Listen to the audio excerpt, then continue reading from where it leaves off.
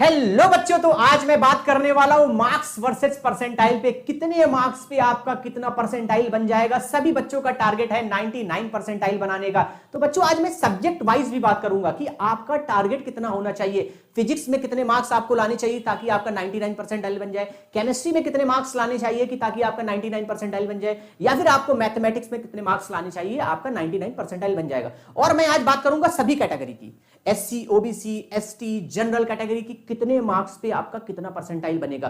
तो सभी बच्चे आज बने रहे इस वीडियो में क्योंकि बहुत ज्यादा इंपॉर्टेंट होने वाला है। हां, अगर आपने अभी तक चैनल को सब्सक्राइब नहीं किया, पहले तो चैनल को सब्सक्राइब कर लें क्योंकि जितने भी अपडेट आने वाले हैं सभी आप तक आएंगे। एक मिनट का अपडेट आएगा। अगर आपका किसी दिन भी आएगा, तुरंत 1 घंटे के अंदर आपके पास अपडेट आएगा। अभी सिटी इंटीमेशन आने वाला भी है कि किस दिन आपका सिटी इंटीमेशन आने वाला, वो भी अपडेट हम आपके लिए पास लेके आएंगे। तो बच्चों चैनल को सब्सक्राइब कर लें।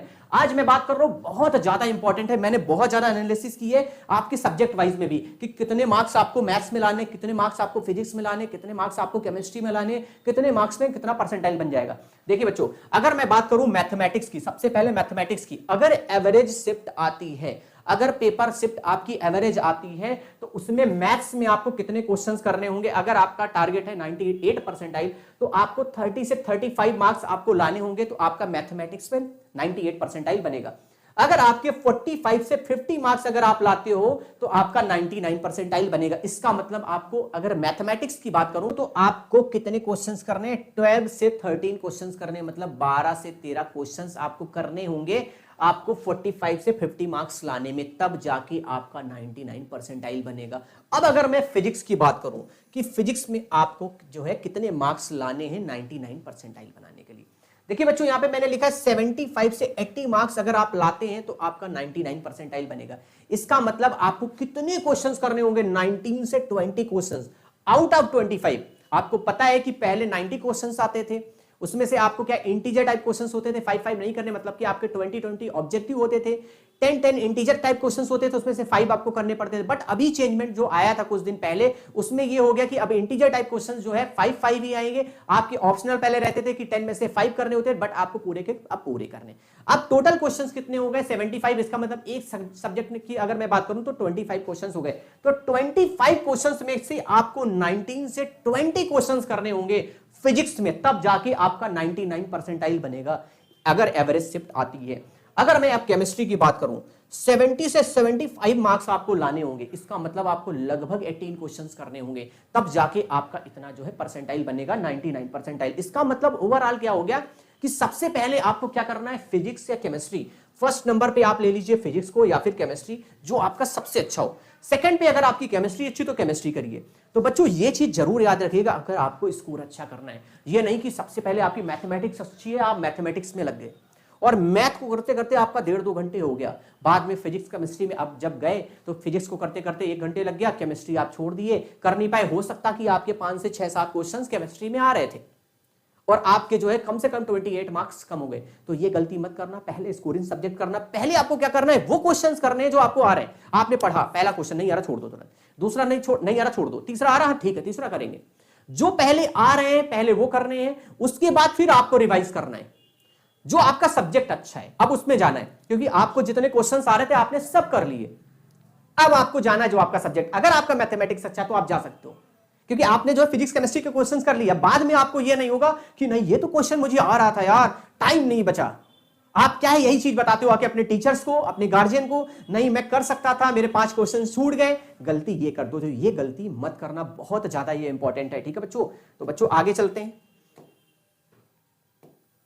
अगर मैं अब बात करूं आपकी मार्क्स वर्सेस परसेंटाइल की, देखिए बच्चों अगर आप 100 मार्क्स लाते हैं, कितने मार्क्स लाते हैं, अगर 100 मार्क्स लाते हैं, अगर एवरेज शिफ्ट है, अभी मैं एवरेज शिफ्ट की ही बात कर रहा हूं ओवरऑल, ठीक है, क्योंकि मैं अभी ये नहीं बोल सकता नहीं पेपर टफ आएगा इजी आएगा, एवरेज ही आएगा हर बार जैसा आता है। ठीक है, 80% एवरेज ही शिफ्ट रहती हैं।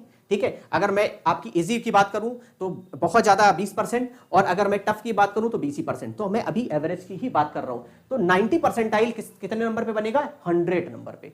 मतलब कि अगर 100 मार्क्स अगर आते हैं, अगर पेपर आपका इजी हो जाता है तो आप समझ लो आपका 80 मार्क्स, मतलब आपका अगर टफ पेपर होता है, टफ पेपर हो जाता है, तो आपको हो सकता है कि 80 मार्क्स पे ही आपका 90 परसेंटाइल बन जाए। अगर आपका इजी पेपर आ जाएगा तो आपको इसमें समझ लो +20 और मार्क्स कर लो, मतलब आपका 120 पे बनेगा। ये चीज समझ लो, बहुत ज्यादा इंपॉर्टेंट है। अगर इजी आ गया तो उसमें प्लस कर दो, अगर आपका डिफिकल्ट अगर शिफ्ट आ गई तो माइनस भी कर सकते हो, 80 नंबर पे बन जाएगा।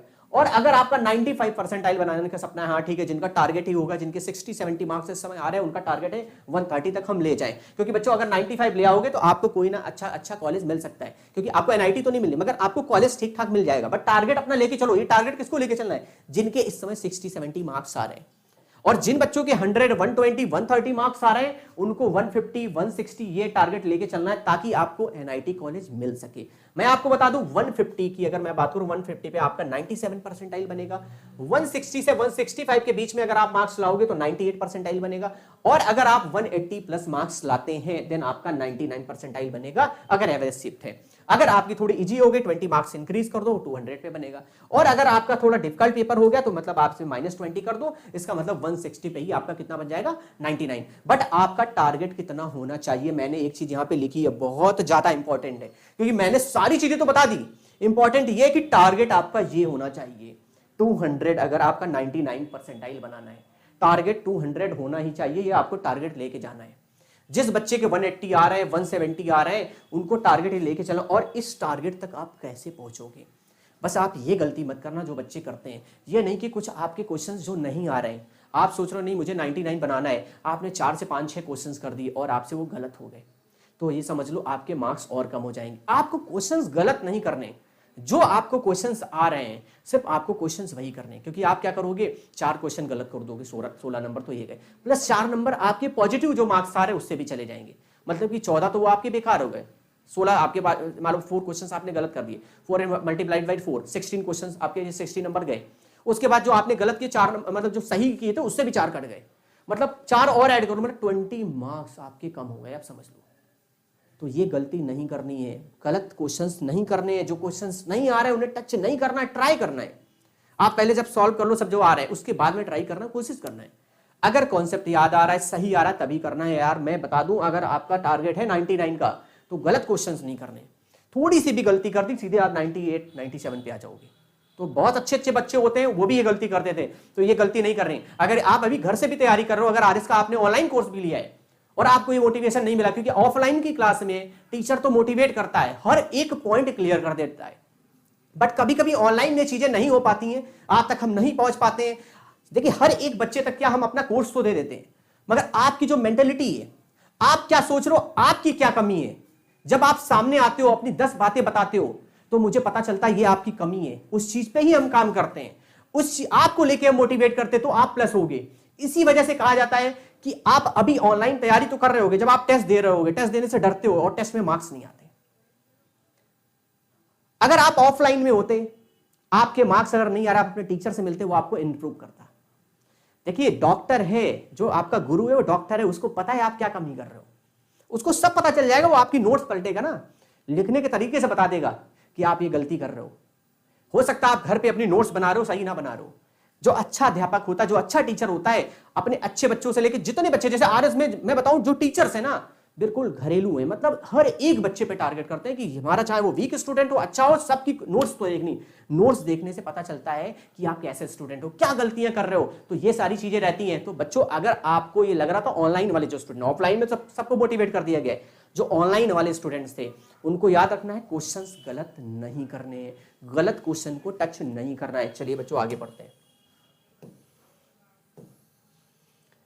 देखिए बच्चों परसेंटाइल वर्सेस रैंक की अगर मैं बात करूं, पिछली बार 98.5 परसेंटाइल पे, अगर मैं 2023 की, अभी 2024 की नहीं, पहले मैं उससे एक साल पहले और बात करता हूं, 2023 की बात करूं, उसमें कितनी 11,750 रैंक बनी थी।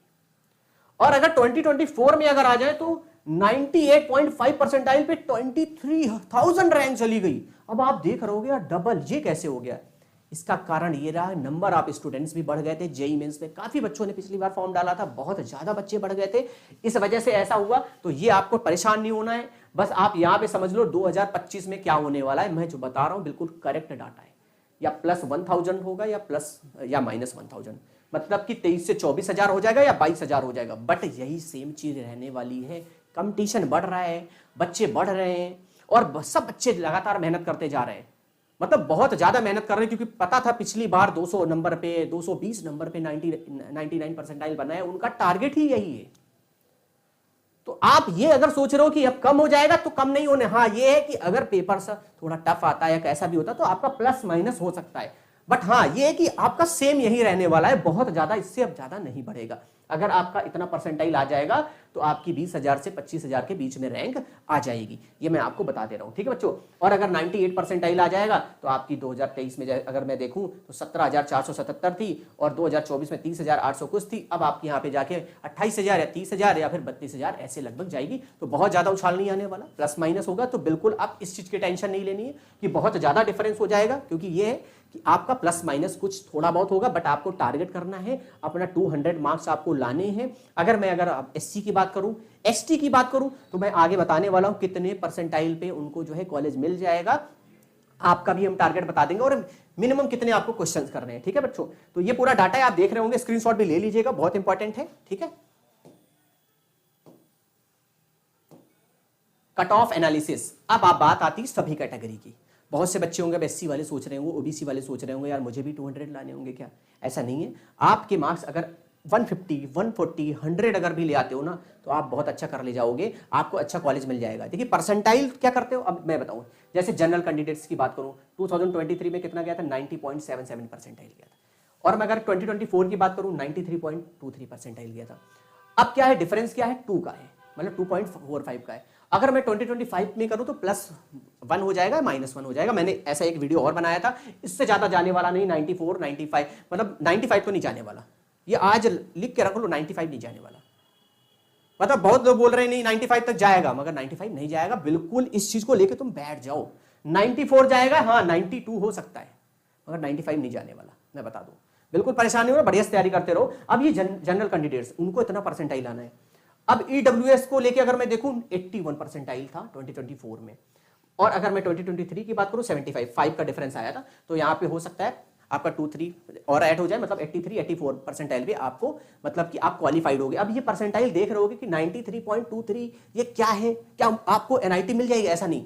ये जो परसेंटाइल है, अगर आप इतना परसेंटाइल ले आते हो तो जेईई एडवांस के लिए आप एलिजिबल हो जाओगे, मतलब जो जनरल कैंडिडेट्स हैं। और ईडब्ल्यूएस कितने में हो जाएंगे, 81 परसेंटाइल से अबव अगर ले आते हैं तो वो बच्चे आपके जेईई एडवांस में एलिजिबल हो जाएंगे। मैंने जैसा कि बताया इस बार 83 परसेंटाइल जाएगा, इसका क्या 94 परसेंटाइल मान लीजिए गया, तो आप जो है इससे अगर अबव लाते हो तो आप जेईई एडवांस के लिए एलिजिबल हो।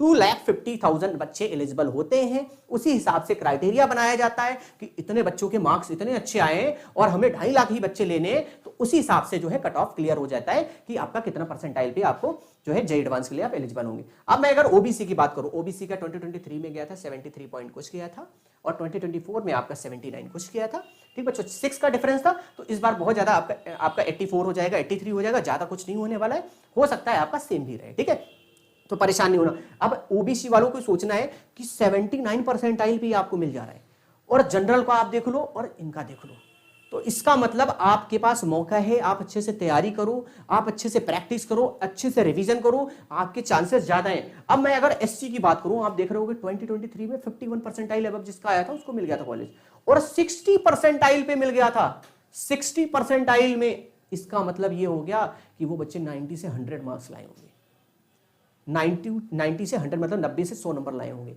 उनको जो है उसके बाद वाले अच्छे बच्चों को एनआईटी मिल गई होगी, मतलब 110 नंबर तक अगर कोई बच्चा ले आया होगा तो उसको एनआईटी मिल गई होगी, क्योंकि उसका परसेंटाइल जो इसका 110 अगर आया होगा ना, उसका आराम से परसेंटाइल वही 70-75 बन गया होगा। मैं बता दूं, मैंने आपको अभी बताया भी था कि आपका वो कितना परसेंटाइल गया है। अगर आप मतलब अच्छा ले आते हो, मैं आपको बताऊं 90 परसेंटाइल तक भी बन जाएगा। अगर 110, 120 अगर सिर्फ थोड़ी इजी भी आ जाती है, तो मैं बताऊं 110, 120 नंबर अगर ले आओगे ना, तो 90 परसेंटाइल बन जाएगा। समझ लो बहुत ज्यादा, मतलब एनआईटी तो मिलनी फिक्स ही हो गई। तो टारगेट आप प्लीज ये रख के जाइएगा 100 से 120, क्योंकि आप ये ना सोचो कि आपका मान लीजिए 60 है, अब इसमें 2025 में 65 हो गया, अब आप 70 ले आओगे तो आपको एनआईटी मिल जाएगी, नहीं मिलेगी। हाँ कॉलेज मिल जाएगा आपको, ठीक ठाक कॉलेज मिल जाएगा, आपकी काउंसलिंग कराई जाएगी, आरएस की टीम करा देगी, बट आपका टारगेट 120 होना चाहिए, 100 होना चाहिए, तब जाके एनआईटी मिले, तब जाके 90 के परसेंटाइल आसपास आप पहुंचोगे, 85-90 के बीच में पहुंच पाओगे। तो ये समझ लीजिए, इसका मतलब आपको मार्क्स कितने लाने हैं, और अगर 99 परसेंटाइल तक आपको पहुंचना है तो उसमें आपको क्या करना है, बहुत अच्छा करना होगा। उसमें तो आपने देखा ही कि आपको मार्क्स उतने लाने हैं, मगर आपको बहुत तगड़ी, मतलब जो चाहोगे वो ब्रांच मिल जाएगी। तो आपको टारगेट ये भी रखना है कि आपको 200 तक भी पहुंचना है। ये नहीं कि आप सोच रहे हो नहीं यार हमारा हमको तो एनआईटी मिल जाएगी, हमारा काम हो जाएगा, मगर आप आईआईटी में कैसे जाओगे? सपना तो आईआईटी का है ना। तो ये चीज याद रखना। अब ये बहुत पॉइंट की बात की, आपको ये समझनी है, क्योंकि बहुत से बच्चे होते हैं उनको होता है यार मेरा तो हो जाएगा और हम कर ले जाएंगे, हमारा हो जाएगा। बट ऐसा नहीं है, आपको जनरल के हिसाब से ही मेहनत करनी है, क्योंकि आपको क्या करना है, बहुत आगे तक जाना है। आपकी जो सैलरी, जैसे कि अच्छे बच्चे का किसी का 1.5 करोड़ पैकेज है, 3 करोड़ पैकेज है 1 साल का, एनएम की मैं बात कर रहा हूँ, अगर बढ़िया अगर कंपनी मिल गई तो अगर उनके बराबर रहना है तो आपको भी अच्छा परसेंटाइल लाना होगा, आपको भी अच्छे मार्क्स लाने होंगे, कॉलेज में जाके आपको अच्छा करना होगा, तब जाके 3-4 करोड़ रुपए पैकेज हो। नहीं तो आप क्या है 40-50 लाख पैकेज आपको मिलेगा, 1 करोड़ भी मिल जाएगा, ऐसा नहीं है आप इतने में रह जाओगे। तो आपका मतलब क्या है, मेहनत आपको करनी है, बराबर ही मेहनत करनी है। बच्चों बहुत इंपॉर्टेंट चीजें थी आज, ये बहुत इंपॉर्टेंट सेशन था। मतलब ये जितनी भी बातें आज थी बहुत ज्यादा इंपॉर्टेंट थी। बच्चों एक चीज मैं और बता दूं, इस समय लास्ट टाइम बचा हुआ है, 10 डेज बचे हुए हैं, आपको रिवीजन करना है। मैंने बार बार बोला है अच्छे चैप्टर्स को लेके चलना है, जो आपके अच्छे चैप्टर्स हैं उन्हीं पे रिवीजन करना है, टाइम वेस्ट नहीं करना, उन पे काम नहीं करना। जो आपका चैप्टर अभी तक पढ़ा ही नहीं है, सही नहीं है, आप क्या कर रहे हो उसमें लगे पड़े हो, क्योंकि अब टाइम नहीं, आपको अच्छे चैप्टर्स पे रिवीजन करना है, ताकि उससे कोई क्वेश्चन आ जाए तो जाना नहीं चाहिए। ये समझ लो, मतलब आपको ये मैंने बार बार बोला है कि भैया आपको मेहनत करनी है। अब इस समय उन चैप्टर्स पे जो आपके अच्छे हैं, पता चल रहा है आपका क्वाड्रेटिक इक्वेशन बहुत अच्छा है, और जब आप एग्जाम में गए क्वेश्चन को कर ही नहीं पाए। अब बताइए कैसा अच्छा है। इसी वजह से बोल रहा हूं, प्रैक्टिस प्रैक्टिस रिवीजन प्रैक्टिस करते रहिए, और जो भी डाउट्स है आगे अपने आर सेंटर पे पूछें और अपने डाउट्स क्लियर करें, क्योंकि डाउट अगर क्लियर नहीं कर रहे हो इसका मतलब सब बेकार। ये नहीं कि आप क्या कर रहे हो, उसी चीज को स्कैन कर रहे हो, वहीं से आप देख ले रहे हो, हाँ ऐसे ऐसे हो गया, उस समय तो याद आ गया, इस तरीके से हो गया। मगर उसी चीज को टीचर क्या करेगा, आपके दिमाग तक पहुंचाने के लिए 5 रास्ते बता देगा, और जब आप एग्जाम में जाओगे तो 5 रास्ते में से 1-2 रास्ते याद रहेंगे। इसी वजह से कहा जाता है अपने टीचर से डाउट पूछे, इधर उधर से निकालने की जरूरत नहीं, सॉल्यूशन देखने की जरूरत नहीं है। उस समय तो कभी कभी क्या होता है, मैंने जो 2 महीने पहले बात याद की, हाँ ये ऐसा था, मैं भूल जाता हूं। ये सबके साथ होता है कि मैंने यार वो फॉर्मूला याद किया था। कुछ ऐसी चीजें होती हैं कभी कभी, जैसे कि फॉर्मूले तुमने देखे होंगे साइन डी, या मतलब बहुत सारे टैन के फॉर्म में जो फॉर्मूले होते हैं, tan 2 है और साइन वाले साइन 2 है, जो जब आप 11th-12th में थे या फिर 10th में थे, तो उस समय जब हम लोग क्या करते थे, बार बार कम से 2-3 बार मुझे याद करना पड़ता था, 3-4 महीने बाद वो चेंज हो जाता था, यार माइनस होता था कि प्लस होता था। तो ये चीजें रहती हैं, वो टीचर इस तरीके से कुछ बता देता है कि हमेशा आपको याद रहता है। उसके 5 तरीके बताता है, 4 तरीके बताता है, तो एग्जाम में जब हम लोग चलते एक तरीका याद रहता है। तो बच्चों अगर वीडियो अच्छा लगा हो तो चैनल को जरूर सब्सक्राइब करिएगा, क्योंकि बच्चों आप लोगों के लिए पूरे अपडेट लेके आते हैं, और वीडियो को लाइक भी करिएगा एंड शेयर भी करिएगा। ओके बच्चों, जय हिंद जय भारत।